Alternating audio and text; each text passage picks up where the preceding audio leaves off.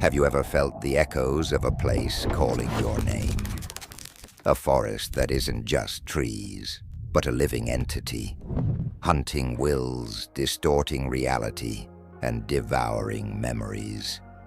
With every step deeper into the shadows, you'll discover ancient rituals that turn people into puppets, twisted games where the stories you tell become chillingly real, and impossible pathways where time and space are mere illusions. These aren't just scary stories. These are warnings. If you're brave enough to confront what truly hides within the haunted forest, something that will change you forever and make you wonder, what happens when your reality cracks? Hit that like button and subscribe to the channel to uncover the secrets with us before it's too late. Because some truths, once known, you can never truly unlearn. The air in the Blackwood State Forest was thick with the scent of pine and stale beer, a pungent mix that clung to the damp earth. For the past 2 days, our fraternity pledge class, a motley crew of 7 wide-eyed freshmen, had been put through the ringer. Sleep deprivation was a constant haze, punctuated by the indignity of questionable food concoctions and endless, pointless tasks. Tonight, however, was the climax, the infamous solo overnight stay in Devil's Gulch, a particularly dense and foreboding patch of woods notorious for local legends about missing hikers and inexplicable disappearances. The upperclassmen swore it was genuinely haunted, a place where the veil between worlds was thin. But we, the pledges, knew better. It was just a hazing ritual, a test of nerves involving air horns and guys in ghillie suits. Probably. All right, pledges. Mark, one of the senior brothers and our designated overseer for the night, barked, his voice unnaturally loud in the encroaching gloom. His powerful flashlight beam cut through the deepening twilight, dancing erratically across our nervous faces. This is it. Each of you gets a designated zone. You stay there, alone, until dawn. No fires, no phones, no wimping out. First one back gets the distinct honor of cleaning the frat house toilets with a toothbrush. A ripple of nervous, forced laughter went through our group. No one wanted to clean those toilets. My assigned zone was Whispering Pines, named, according to Mark, for the voices that sometimes drifted through the ancient trees. I rolled my eyes internally. More theatrics. More overblown college lore designed to make us jump. I checked the flimsy map they'd given me, a hastily sketched diagram that barely indicated where my zone was. It looked like a particularly dense section, far from the others. I hiked for about 15 minutes, the silence deepening with every step. My backpack, heavy with just a sleeping bag and a flimsy tarp, seemed to press down on me more with each stride. The designated spot was a small, almost perfectly circular clearing, ringed by impossibly tall skeletal pines, whose branches reached like bony fingers towards the darkening sky. The air here was different from the rest of the forest, colder, heavier, almost expectant. It felt like a deep breath was being held all around me. I quickly set up my tarp, laid out my sleeping bag, and settled in, pulling my hoodie tight around my ears, trying to block out the rising unease. The last sliver of twilight bled from the sky, and night quickly descended, thick and absolute, pressing in from all sides. That's when I heard it, a faint, almost imperceptible whisper, like the rustling of dry leaves skittering across pavement, but with a distinct, unsettling pattern. It wasn't the wind. There was no wind. The air was perfectly still. Stay awake. My heart pounded, a frantic drum against my ribs. Just a prank. It had to be. One of the brothers, incredibly dedicated, hiding out there in the dense undergrowth. I fumbled for my tiny flashlight, its weak beam cutting hesitant swaths through the oppressive darkness. Nothing, just the endless looming trunks of the pines. The whisper came again, a little clearer, a little closer. It felt like it was right behind my ear, a chilling breath in the still air. Don't close your eyes. I gritted my teeth, digging my nails into my palms. They were good, really good. This was some next-level psychological warfare.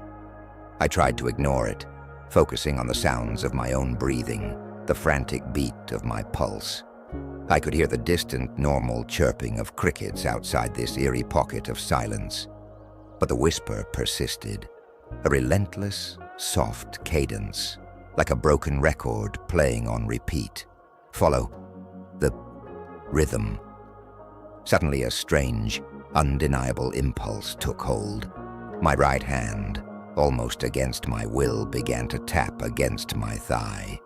A slow, steady tap, tap, tap, perfectly synchronized with the rhythm of the unseen whisper.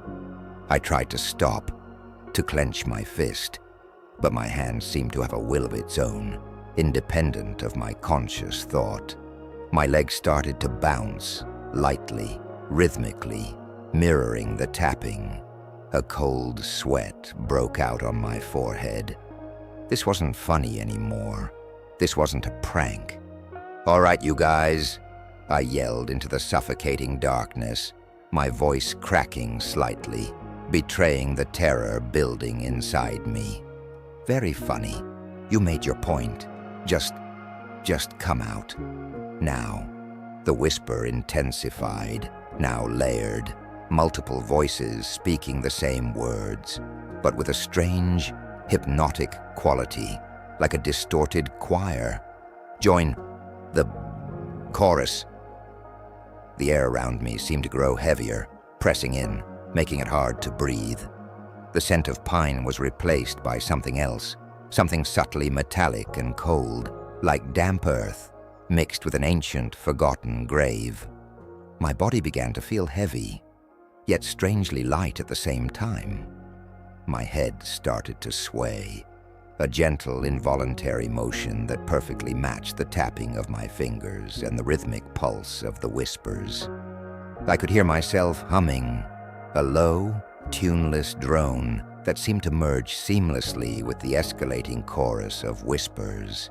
I was losing control, not just of my body, but of my very thoughts. My mind felt like a boat being pulled by an unseen current. Hours passed, or maybe minutes. Time inside Whispering Pines felt stretched and warped, losing all meaning. The whispers were no longer just sounds. They were a physical presence, vibrating against my eardrums, filling my skull, resonating deep within my bones. They weren't just commands anymore. They were entire phrases, weaving into a nonsensical, repetitive monologue that burrowed into my subconscious.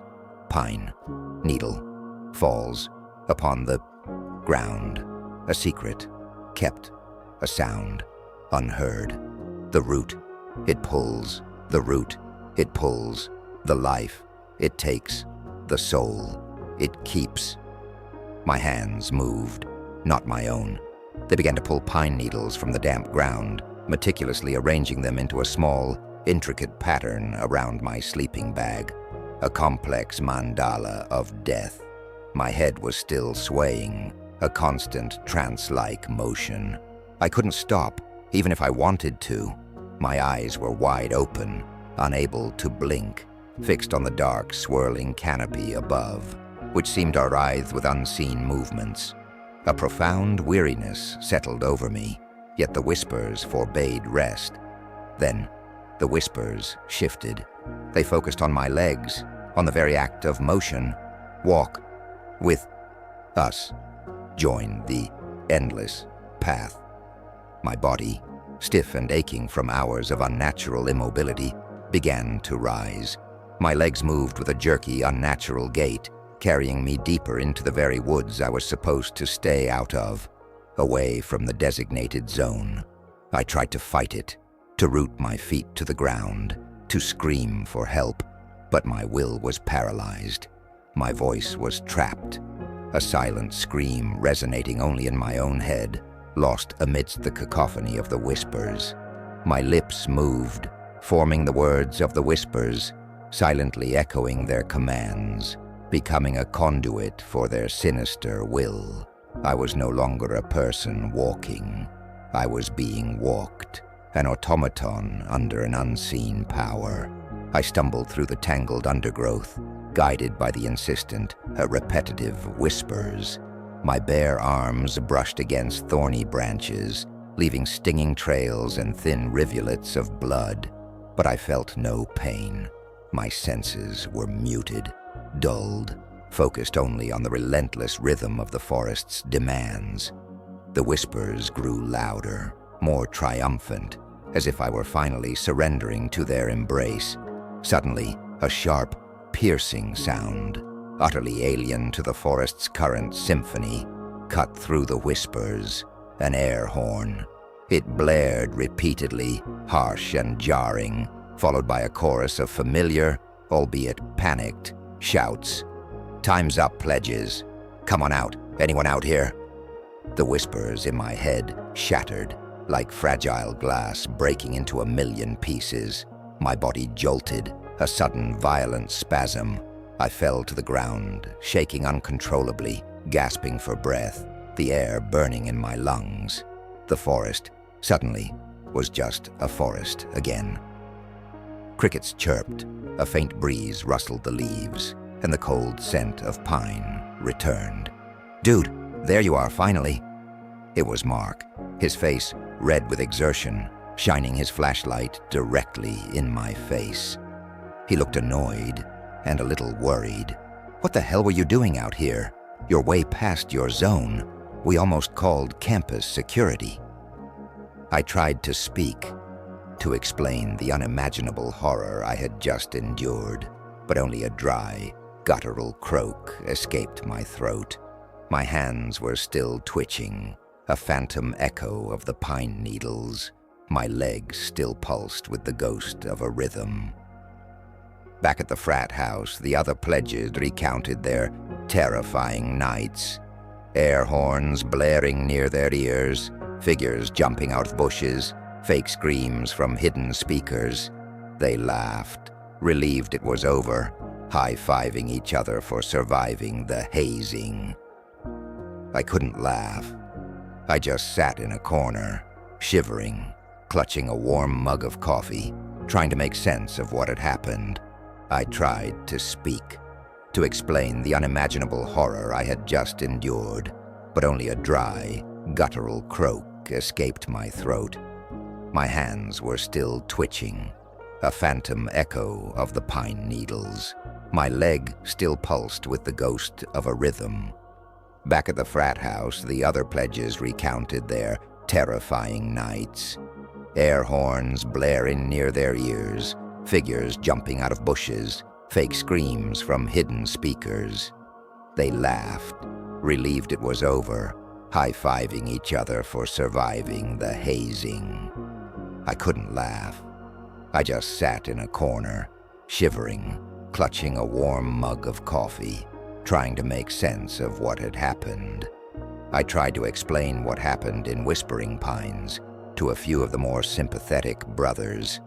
The whispers, the loss of control, the feeling of being moved against my will, compelled to perform strange, ritualistic acts.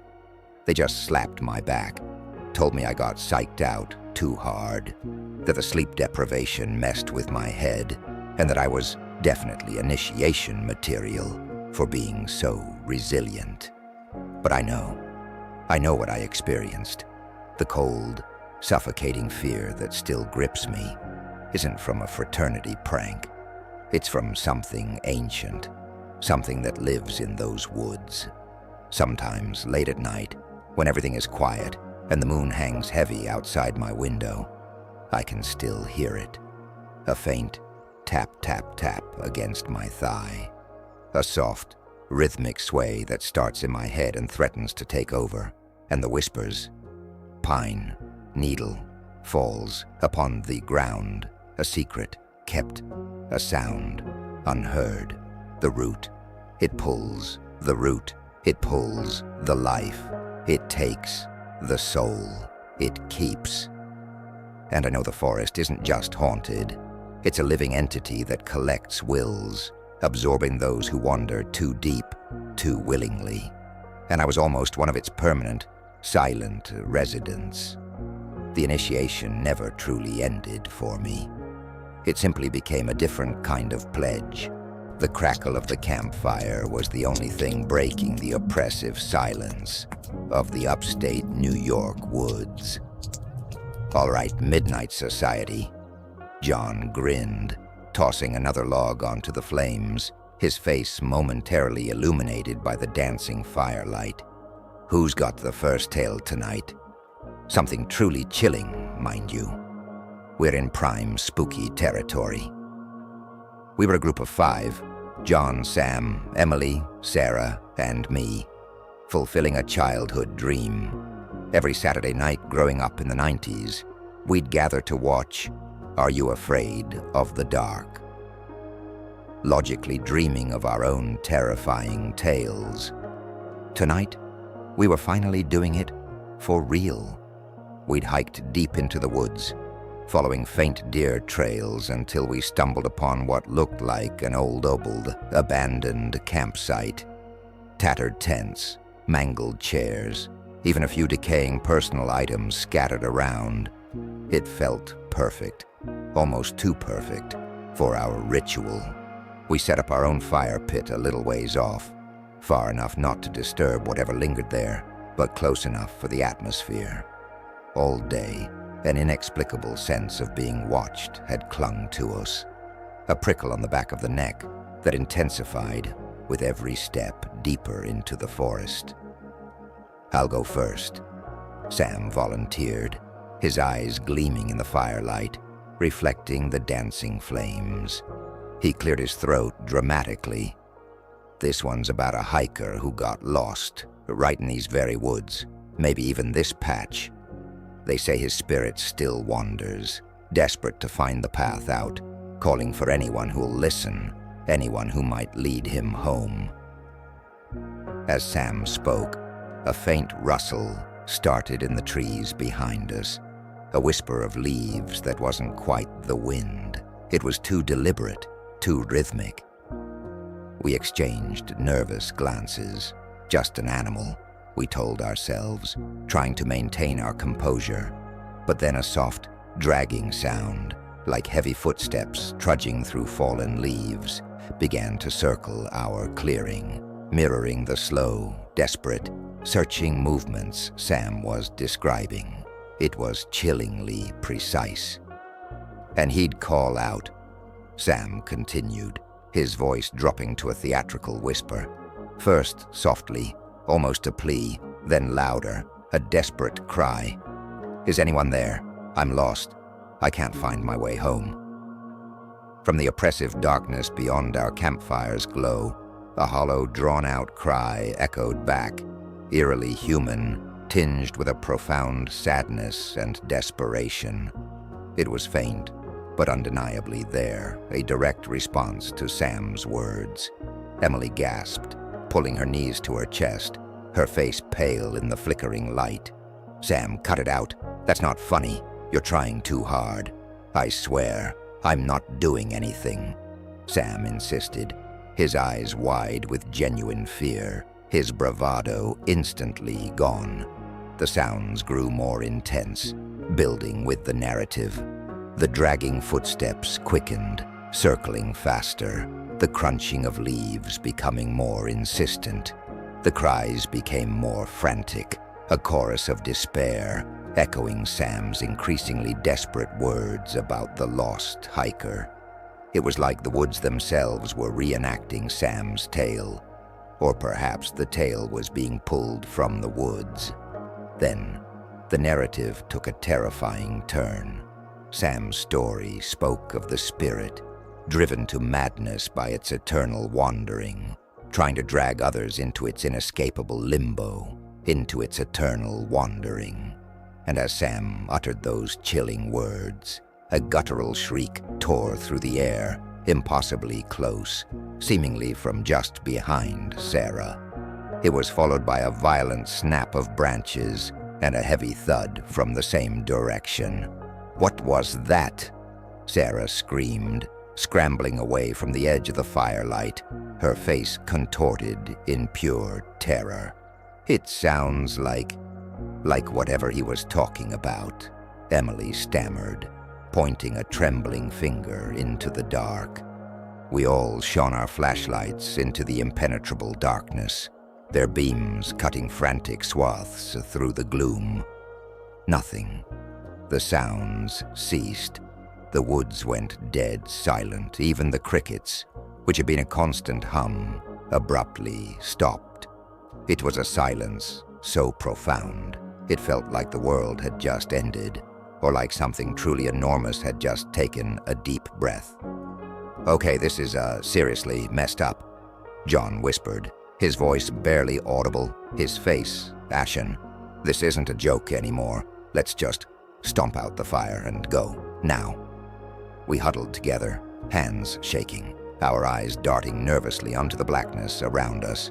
We counted down, our voices barely more than forced breaths. 3, 2, 1. We kicked dirt onto the dwindling flames, plunging the clearing into near total darkness, leaving only the faint moonlight filtering through the dense canopy. Then we ran. We sprinted through the trees, blindly, frantically, relying on the sparse moonlight and the desperate hope of finding the path we'd used earlier. Our hearts hammered in our chests, our breath ragged. We were only a few minutes into our escape, crashing through the undergrowth, when I realized something horrifying. "Where's Sam?" "SAM, I yelled, my voice cracking with panic, echoing uselessly into the vast silence. "SAM, no answer, only the frantic pounding of our own feet and breath, and the rustling leaves that seemed to whisper his name. Then from about 30 feet to our left, we heard it. A loud thud, followed by Sam's unmistakable cry of pain, sharp and brief. "Help!" I fell. We scrambled over to him. He was at the bottom of a small embankment, bleeding from a fresh gash on his forehead. We hauled him up, but as he stumbled to his feet, he pointed a trembling finger back towards where we'd heard him fall. I heard footsteps right behind me. It wasn't you guys. And then a giggle, like a little girl, and she pushed me. We didn't stop to argue or question. We just ran aimlessly, deeper into the forest, our cheap flashlight now lost to the full. All we had was the sparse moonlight, making the familiar woods unrecognizable, a shifting labyrinth of shadows and unknown dangers. We were utterly lost. Every direction looked the same, the trees blurring into an indistinguishable wall. The sounds of our own labored breathing filled our ears, punctuated by what sounded like heavy, unnatural footsteps pursuing us, sometimes impossibly close, sometimes distant, as if circling us. "Where are we going?" Emily whimpered, tears streaming down her face. "We're just running deeper." Ahead, a small clearing opened up, bathed in a strange, sickly moonlight. In the center, almost swallowed by overgrown brush, was a stone well, covered by a massive, weathered piece of wood. The footsteps behind us suddenly ceased at the edge of the clearing. An unsettling stillness hung in the air around the well, a profound, heavy silence. It felt ancient, malevolent, and utterly still, as if something was being kept in or waiting to be let out. "Let's go," John urged, pulling us away from the ominous structure. The well felt wrong. Deeply, fundamentally wrong. We took off again, running until our lungs burned and our legs screamed with exhaustion. We crashed through thickets, stumbled over roots, driven by the unseen pursuit. Finally, mercifully, we burst out of the tree line and into a vast, open field. Beyond it, a faint glow of streetlights, a road. We half crawled, half ran across the field, collapsing onto the asphalt, our bodies aching, our minds reeling. Safe. We felt safe. We lay there for a long moment, gasping. Then slowly, cautiously, we turned to watch the tree line. We expected whatever was chasing us to emerge, to break the threshold. But it didn't. The forest remained dark and silent, a black wall against the distant town lights. We walked back to John's house, exhausted and covered in scratches. Sam's head wound was bleeding steadily, but he was alive. We were alive, but utterly irrevocably shaken. I don't know what we encountered that night. Was it the spirit from Sam's story, brought to horrifying life by our collective fears and the peculiar nature of those woods? Or something else entirely, an entity that fed on narrative and took pleasure in a terrifying game? But the memory of those footsteps mirroring our tale, the vanishing campsite, the disorienting darkness, and Sam's chilling account of being pushed by an unseen child will haunt me forever. If you're ever in the woods of upstate New York and you stumble upon an abandoned campsite with torn tents, don't tell any scary stories around the campfire. And whatever you do, don't listen to the whispers that answer your tales. You might find yourself caught in a game where the story becomes horrifyingly real, and the next missing friend could be you. The old parchment map was a curiosity, picked up at a dusty antique market on a rainy Saturday. It depicted no recognizable landmarks, just a series of cryptic, spiraling symbols leading to a spot deep within an uncharted forest, marked simply with an asterisk and the words, "Here be wonders." As an architectural researcher specializing in anomalous structures, I found it utterly irresistible. Legends whispered of a house that defies geometry, a place where the rules of space, time, and even reflection simply didn't apply. I packed my gear, my high-resolution 3D scanner, a portable drone, enough provisions for a week, and my usual blend of academic curiosity and profound skepticism. Finding the forest itself was a challenge, a dense, ancient wood where sunlight struggled to penetrate, even at midday. The deeper I ventured, the more the air grew strangely still, devoid of the usual sounds of bird song or insect hum. It felt heavy, almost viscous. Then, through a thick veil of moss-draped pines that seemed unnaturally old, I saw it. Not an old, decaying mansion, but a sleek, almost futuristic structure built entirely of polished, seamless, reflective surfaces. It gleamed with a cold, almost alien beauty, looking utterly out of place amidst the organic chaos of the forest. There were no visible doors or windows, just sheer, uninterrupted mirrored walls stretching upward. As I approached, a section of the mirrored wall shimmered, then slid inward with a soft, almost imperceptible hiss, revealing an opening. It wasn't a door, but a perfectly smooth, dark void. I hesitated for a moment, the air within feeling even colder, drawing me in. Then curiosity overriding my apprehension, I stepped inside. The opening sealed behind me with the same soft hiss, plunging me into immediate, absolute darkness. The first thing I noticed was the absolute silence, so profound it pressed against my eardrums, broken only by the faint, shaky hum of my own breath. The second was the sheer impossibility of the space. My flashlight beam cut through the gloom, revealing not a small interior, but a vast, echoing expanse, a dizzying array of corridors and doorways, all lined with the same unblemished, reflective panels. Every surface was a mirror, reflecting endless versions of myself stretching into infinity, a maddening kaleidoscope of my own image. I found what seemed to be a study. Bookshelves lined the walls, filled with identical leather-bound volumes, all reflecting me in their polished spines. A heavy desk sat in the center, and on it, a single, antique brass compass. I picked it up. Its needle spun wildly, uncontrollably, defying magnetic north. As I watched it, my own reflection in the nearby mirror seemed to lag slightly, then caught up with a subtle, jarring jerk. A cold shiver ran down my spine. "This is impossible," I whispered, my voice barely audible in the vastness.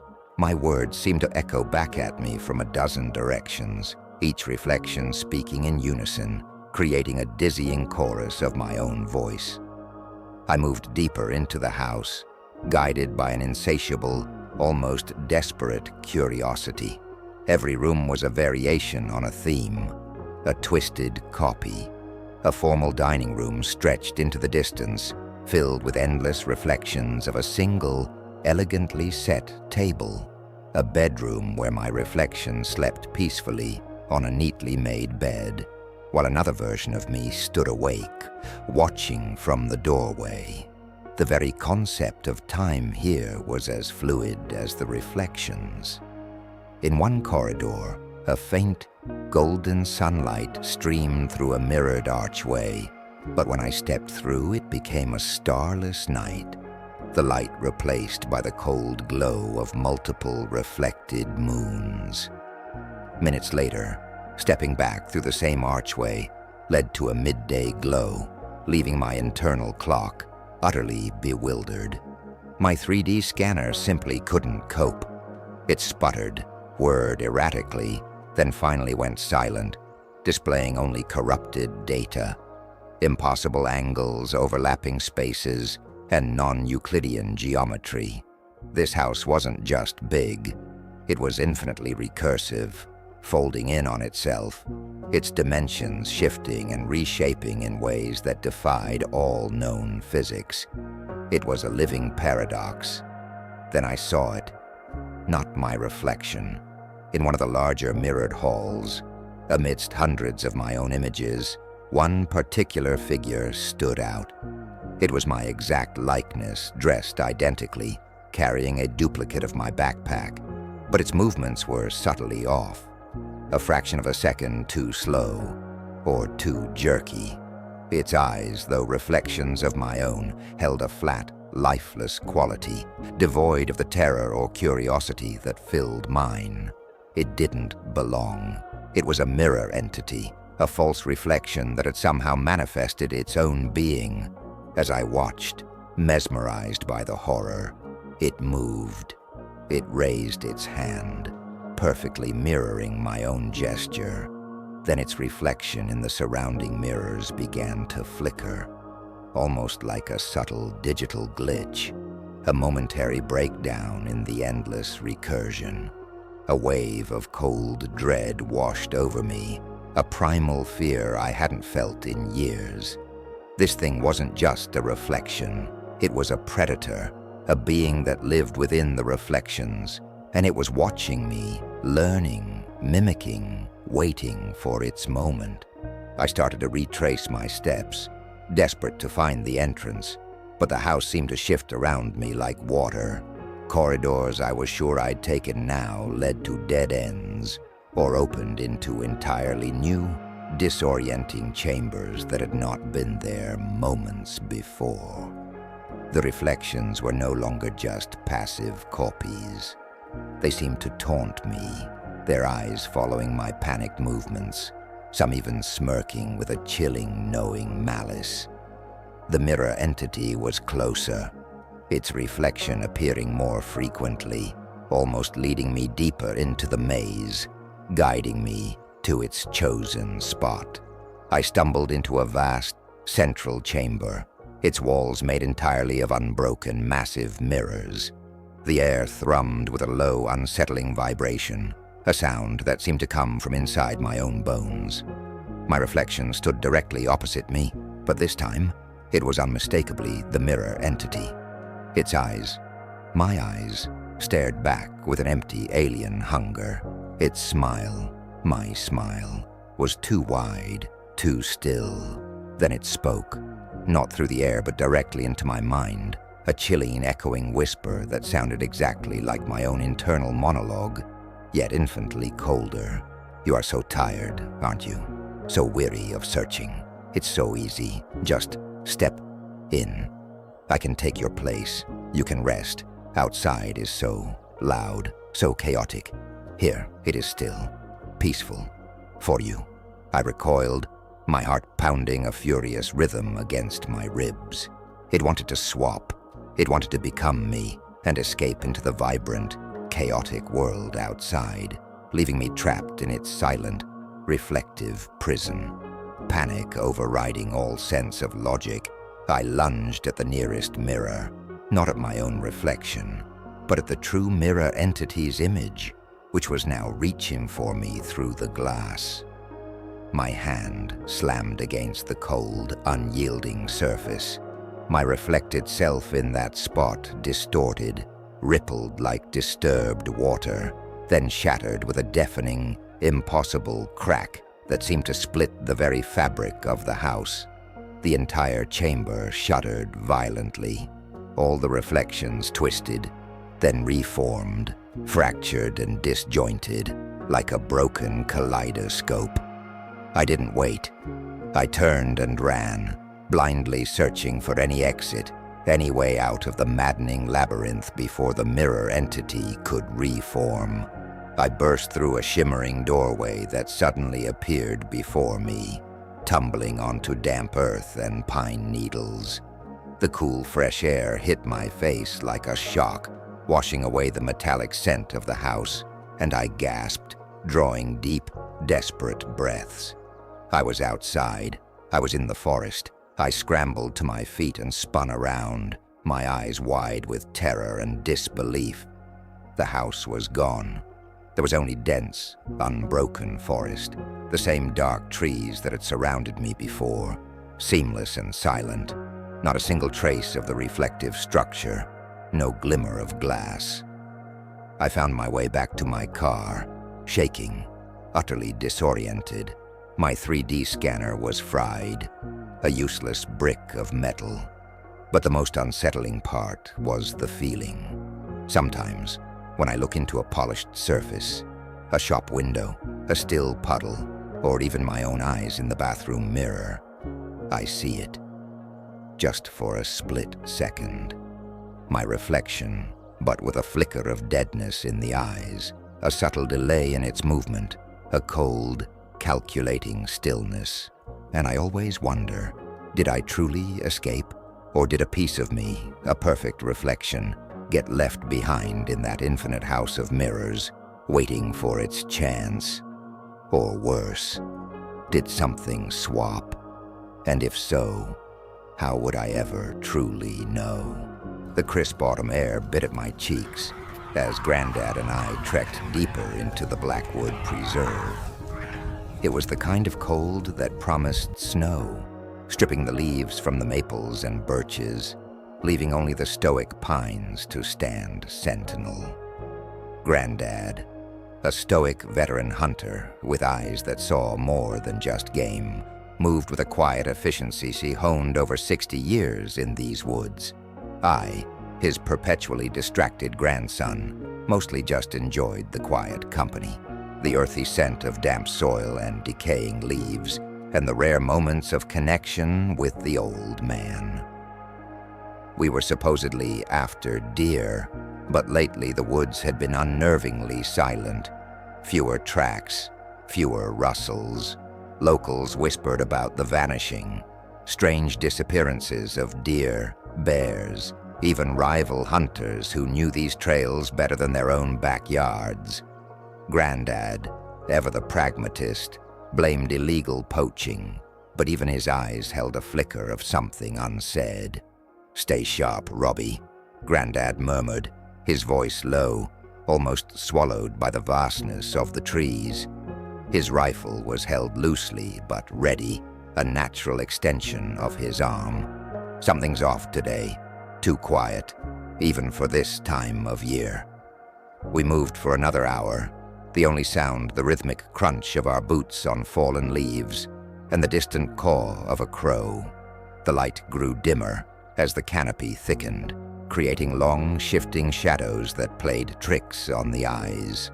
Then Grandad stopped abruptly, holding up a gloved hand, his head cocked to the side. He pointed ahead, past a cluster of thick ancient pines. "See that?" he whispered, his voice a gravelly rasp. I squinted, trying to pierce the gloom. Partially hidden by tangled undergrowth and a curtain of hanging moss was a dark, weathered wooden frame, about 4 feet tall and equally wide. It looked vaguely like an old, massive snare trap, but it was too big for any game we hunted and far too crudely constructed. No intricate mechanisms, just thick, rough-hewn wood and strands of what looked like dried, twisted vine, woven tautly. "What is it?" I whispered back, a knot of unease tightening in my stomach. "Never seen anything like it." Grandad frowned, his brow furrowed in a way I rarely saw. He approached cautiously, rifle still poised. "Doesn't look like any hunter's trap I've ever known." As we got closer, a faint, agonizing whimper drifted from the empty frame. It was the unmistakable sound of a deer, filled with terror and pain, raw and desperate. My blood ran cold, a chill that had nothing to do with the biting air. "It's caught something," I breathed, moving forward instinctively. "We have to help it." "Wait." Grandad grabbed my arm, his grip surprisingly strong. "Look closer, Robbie." The trap was empty. No deer, no blood, no fur, no struggle. Yet the whimper continued, thin and desperate, seeming to emanate from the very wood of the trap itself, vibrating in the still air.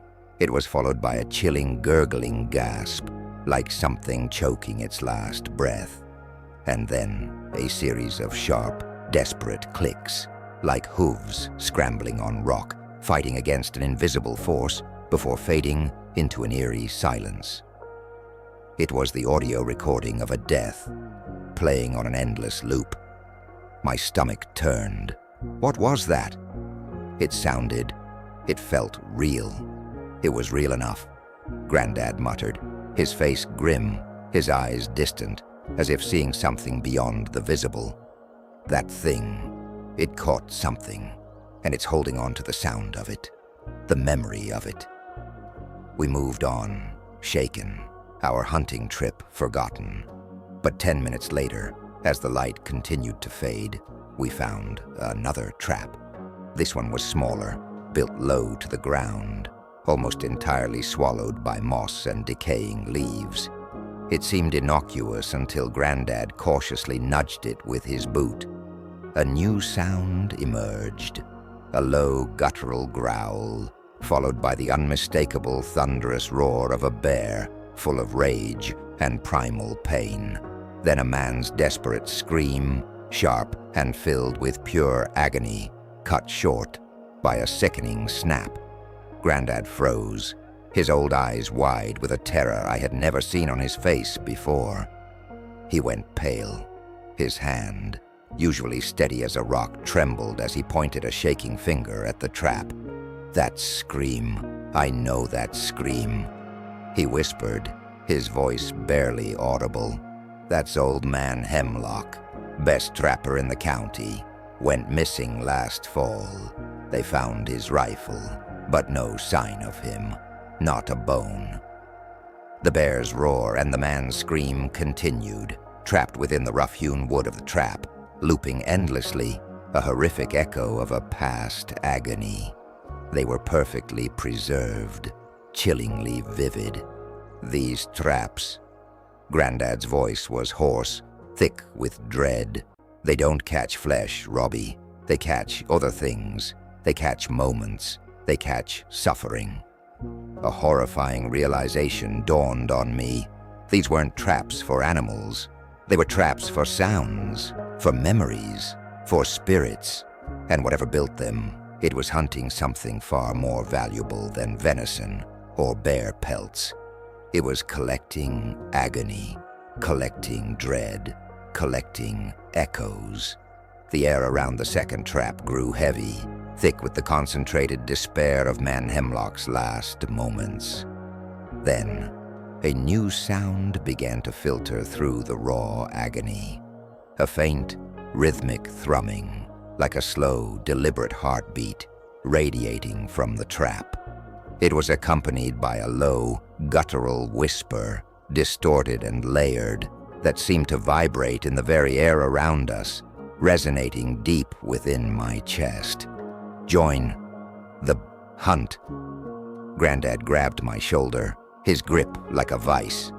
We're leaving. Now no more tracking, no more hunting. We're just getting out. Whatever this is, it's not natural. We turned and began to hike rapidly, almost running, away from the second trap. But the forest felt different now. The general background silence was gone, replaced by a bewildering symphony of faint, trapped sounds, whimpers, growls, screams, desperate pleas, all echoing from unseen traps hidden deeper in the woods. A chorus of captured despair. Every rustle of leaves, every snapped twig, every distant caw of a crow seemed to hold a desperate, dying sound. We stumbled upon a third trap. This one was immense, a vast, sprawling thing, almost a wall of gnarled wood and woven vines, completely blocking our path. It radiated an unbearable coldness. From its depths, a deafening cacophony erupted, hundreds of animal cries, layered with dozens of human screams and desperate pleas, go all distorted, overlapping, forming a monstrous chorus of pure, unadulterated agony. And through it all, piercing the maelstrom of sound, a single, clear voice, one I recognized with a chilling jolt.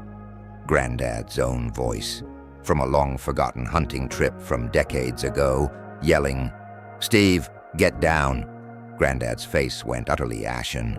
He swayed on his feet, his eyes wide with a terror that made my blood run cold. His grip on his rifle tightened, knuckles white. He whispered, his voice barely a breath, "They're playing his memory. They're playing our memory." The monstrous chorus intensified, pressing in on us, a physical force that threatened to crush us. The vast trap began to thrum with a terrible, malevolent energy, radiating a profound, consuming despair.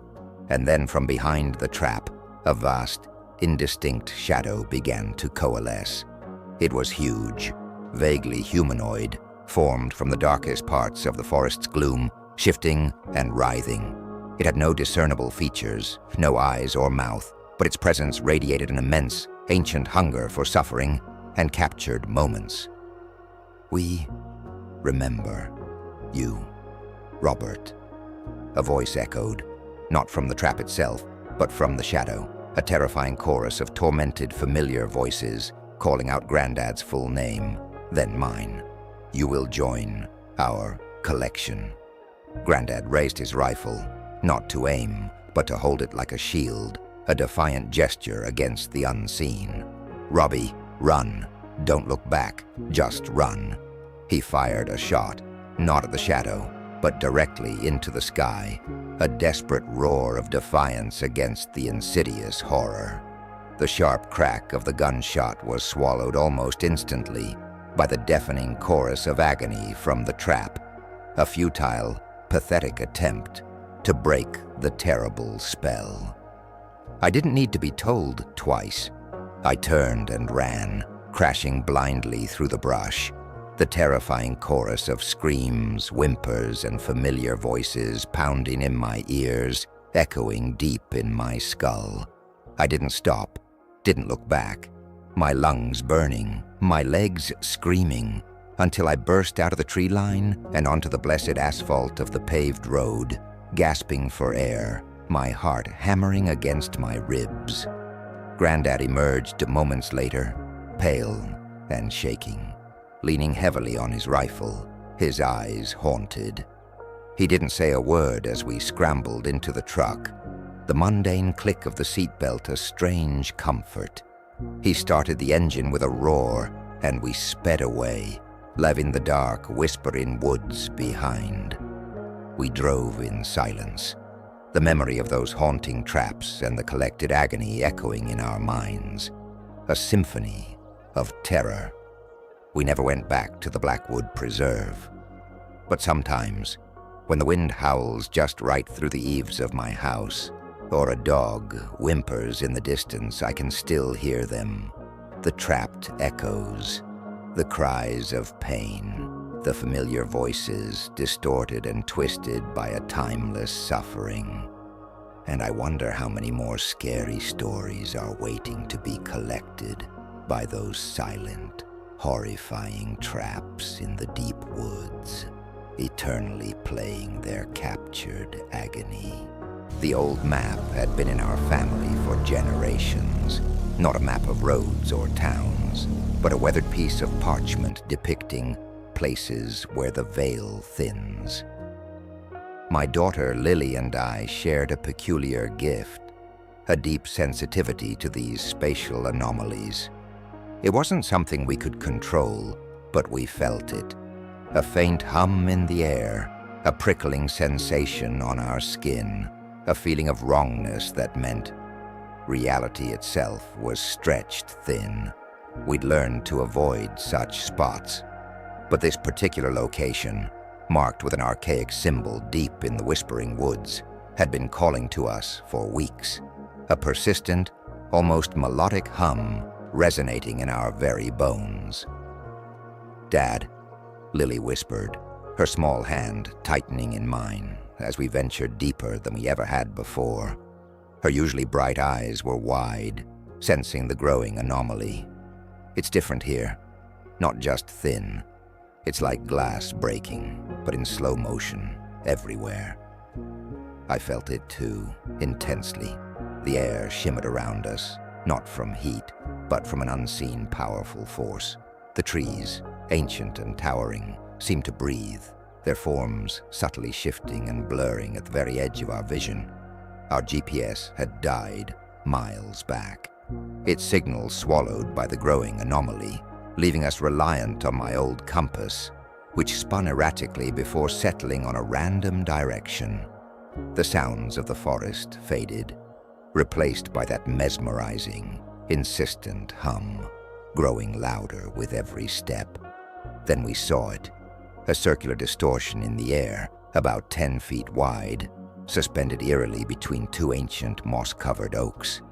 It pulsed faintly, like a living liquid mirror, its surface swirling and rippling.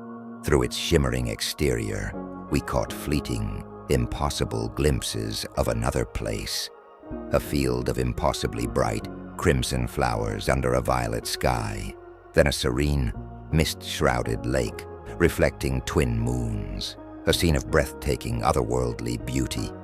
It was undeniably a portal, unstable, flickering in and out of full visibility, an open wound in the fabric of our world. "It's beautiful," Lily breathed, her eyes wide with a strange, longing fascination. She started to take a step forward, drawn in by the sight.